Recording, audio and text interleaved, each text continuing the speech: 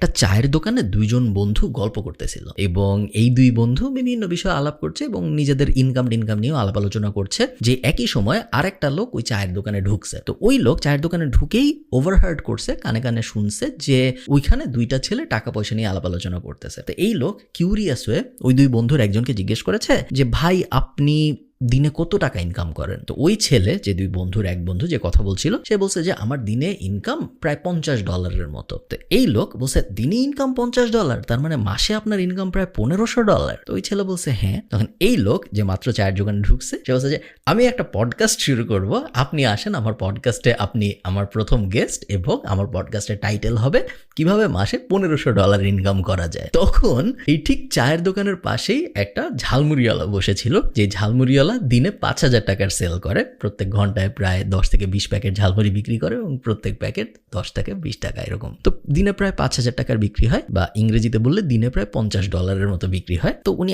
একজনকে ঝালমুড়ি বেচতেছিল, উনি ওটাকে বললো যে মামা এই ছেলেটা $1500 ইনকাম করে, ওকে পডকাস্টের জন্য ডাক দিল, আমিও তো $1500 ইনকাম করি, আমার দিনে 5000 টাকার ঝালমুড়ি বিক্রি হয়, তো আমার মাসে প্রায় $1500 আশপাশে হয়, আমাকে কেন ডাকে না কেউ?